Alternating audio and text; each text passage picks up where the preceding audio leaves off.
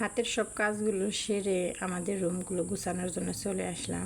তাই ভাবলাম আপুদের সাথে শেয়ার করি আর কি। এই রুমটা কিন্তু আমার মেয়ের রুম। আমার মেয়ের রুম সবসময় আমার মেয়ে গুছিয়ে রাখে, তাই ভাবলাম আমি আমার মেয়ের রুমটা সুন্দর করে গুছিয়ে দিই।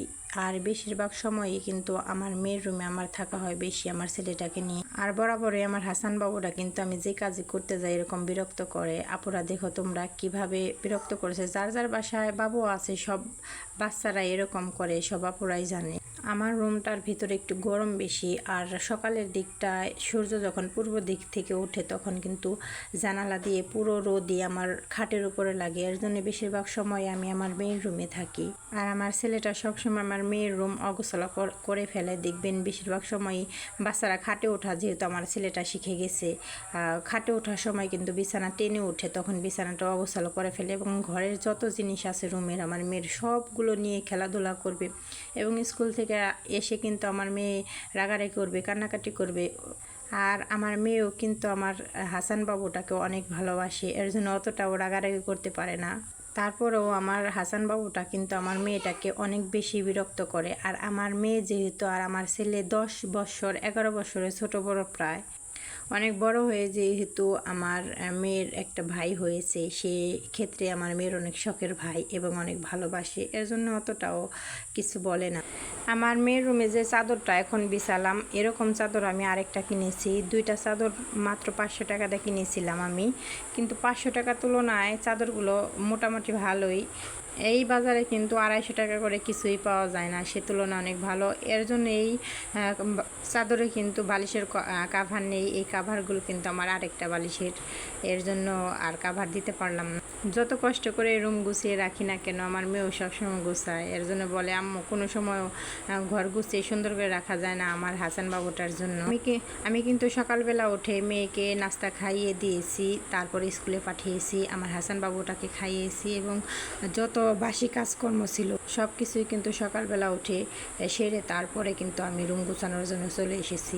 আর যত কাজই করি আমার ছেলেটার জন্য সব কাজই পিছিয়ে যায়। আমার মোবাইল নিয়ে টানাটানি করছে। আর এই কাঁথাগুলো কিন্তু আমার মেয়ের রুমে সবসময় থাকে, যেহেতু এই রুমে বেশি থাকা হয়। আমার প্রস্রাব করে দিলে কিন্তু এই কাঁথাগুলো দিয়ে তাড়াহুড়া করে মুছে দেয়। আর আমার মেয়ের রুমে কিন্তু কখনোই অলকিলাত বিছাতে চায় না, একটু পরই কিন্তু প্রস্রাব করে ভিজিয়ে দেয়। তারপর আমার মেয়ে কোনোভাবেই অলকিলাত বিছাবে না। আমাদের 2টা খাটের জন্য 2টা অলকিলাত এনে দিয়েছে আমার হাজব্যান্ড, তারপর আমার মেয়ে কখনোই অলকিলাত বিছাবে না।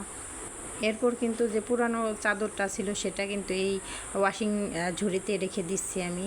যখন জামা কাপড় ধোয়া হয় তখন কিন্তু এটা নিয়ে আবার ধুয়ে দেবো। আরও অনেকগুলো কাচার জন্য কাপড় চোপড় জমা হয়ে গিয়েছে। বাচ্চাদের মাদের আর কি, যখন বাচ্চাটা ঘুমাবে তাড়াহুড়া করে আর কি কাজটা সারবো। এদিকে কিন্তু আমার মেয়ের টেবিলটা একদম অগোছালো হয়ে পড়ে রয়েছে। এই টেবিলটা এখন আমি সুন্দর করে গুছিয়ে ফেলবো। আমার হাসান বাবুটার জন্য সব কিছু অগোছালো হয়ে থাকে। এই টেবিলটা কিন্তু আমার মেয়ে সারাদিন কমপক্ষে 2-4 বার করে গুছিয়ে রাখে, তারপরেও অগোছালো করে ফেলে। আমার মেয়ে কিন্তু কখনোই রাগারাগি করে না, মাঝে মধ্যে একটু করে, কারণ কতবার গুছানো যায়। আমার এই টেবিলের পাশে যে লাইটটা ছিল, এই 2টা লাইটই কিন্তু জ্বলে। আমার ছেলেটা যেহেতু এই লাইট জ্বালালে পরে অনেক টানাটানি করে, এর জন্য আপাতত জ্বালাই না, কিন্তু এই লাইটটা আমার অনেক শখের, আমার অনেক পছন্দের, অনেক সুন্দর লাগে লাইটটা যখন রুমের ভিতরে জ্বালানো হয়। অনেক বাচ্চারাই কিন্তু খেলনা দিয়ে খেলা করে, আমার ছেলেটা কখনোই খেলনা দিয়ে সহজেই খেলা করে না। এই যেমন একটা ঢোল আর একটা গাড়ি কালকে এনে দিয়েছে আমার হাজব্যান্ড, কিন্তু এগুলো আমার ছেলে ধরেই না, সামনে যদি নিয়ে দেই সব কিছু ফেলে দেয়। আমার হাসান বাবুটাকে কিন্তু আমি এখন ভিডিও ততটাও আনি না, কারণ অনেকে বলছে ভিডিওতে বাচ্চাদের দেখালে নাকি অসুখ বিসুখ হয় বেশি। আমি খেয়াল করে দেখলাম সত্যি, আগে কিন্তু অনেক বেশি আমি ভিডিও করে আমার ছেলের দিতাম, এখন আর দিই না। জানি না কতটুকু সত্য। কমেন্টে আমাকে অনেক আপুরাই বলছে, আপু তোমার ছেলেটার ভিডিও এত দিও না, সমস্যা হবে। আমিও তো এসব মানি না, তারপরে এখন একটু কমিয়ে দিয়েছি। এই তো আমার রুমের ফাইনাল লুক। আমার ছেলেটাকে খাটের উপরে বসিয়ে দিলাম। আমি আবার আমার পাশের রুমটা, আমার রুমটাকে সুন্দর করে গুছাবো, দেখি এখানে খেলনা দিয়ে রেখে যাই, দেখি কি করে। আমি জানি আমি এই রুম থেকে যখন চলে যাব সাথে সাথে আমার ছেলে আমার পিছন পিছন চলে যাবে। আমি যে জায়গায় যাই মানে সেই জায়গায় চলে যাবে, অন্য কোনো জায়গায় থাকতে চায় না আমার ছেলে। এরকম মানে আঠার মতো লেগে থাকে আমার সাথে সাথে। আমি যে কোনো কাজ করি ওকে নিয়ে মানে খুবই কষ্ট আমার কাজ করতে। কিছু কিছু বাচ্চারা কিন্তু আছে যে ওদের মতো ওরা খেলা করে, কিন্তু আমার মেয়ে ছিল ওরকম। আমার ছেলেটা আবার আমাকে ছাড়া মানে কোনোভাবেই থাকতে চায় না। এই তো আমার রুমটা আমি সুন্দর করে গুছিয়ে ফেললাম, সেটা কিন্তু আমি ভিডিও করিনি, অফ ক্যামেরায় করে নিয়েছি। সাথে সাথে আমার ছেলে একটু খাটে উঠবে এবং কান্নাকাটি করছে। আমার রুমটা আমি একটু ঝাড়ু দিব, কিন্তু দেওয়ার সুযোগ নেই, সে কান্নাকাটি শুরু করে দিচ্ছে। আমি এটা সেটা দেখিয়ে বলছি যে দেখি ভুলিয়ে ভালিয়ে আমি আমার রুমটা কিন্তু ঝাড়ু দিতে পারি কি না, কিন্তু সম্ভব হবে না মনে হয়। এই তো চলে আসে আমার পিছন পিছন, খেলনাটা দিয়ে দিলাম, দেখি তাড়াহুড়া করে আমার রুমটা আমি ঝাড়ু দিতে পারি কি না।